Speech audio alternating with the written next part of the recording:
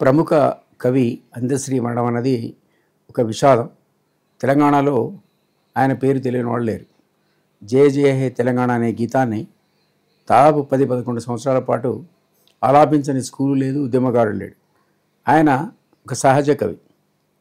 మహాకవి కాళిదాస్ లాగా ఏ విధమైనటువంటి ఫార్మల్ ఎడ్యుకేషన్ కూడా లేకుండా ఒక లేబరర్గా పనిచేస్తూ, ఒక తాపీ మేస్త్రిగా పనిచేస్తూ, మరి సరస్వతీదేవి ఎందుకు ఆయన అనుగ్రహించిందో, కటాక్షించిందో తెలియదు, కానీ అద్భుతమైన కవిత్వాన్ని రాశాడు ఆయన.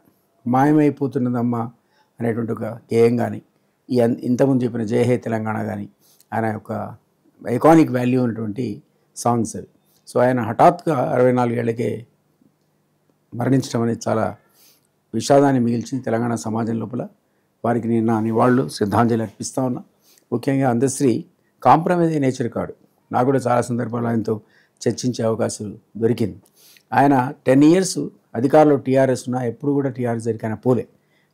ఆయన కూడా ఆ దొరతనాన్ని కూడా వ్యతిరేకించాడు. ఇక్కడ ఈ మధ్యకాలంలో కాంగ్రెస్ రేవంత్ రెడ్డి సీఎం అయినాక కాస్త కూస్తూ ప్రభుత్వానికి దగ్గరయ్యాడేమో తప్ప, బట్ మొదటి నుంచి కూడా ఒక వైరుధ్య వైఖరితో, నిరసన వైఖరితో, దోపిడీ ఎక్కడున్నా సరే ప్రశ్నించే గొంతుకతో ఉన్నటువంటి ఒక అద్భుతమైనటువంటి కవి. వారి మరణం నిజంగా ఆ లోటును మనం ఏ విధంగా కూడా భర్తీ కాదు. మరొకసారి వారికి నివాళులు అర్పిస్తూ మీ దిలీప్ కుమార్.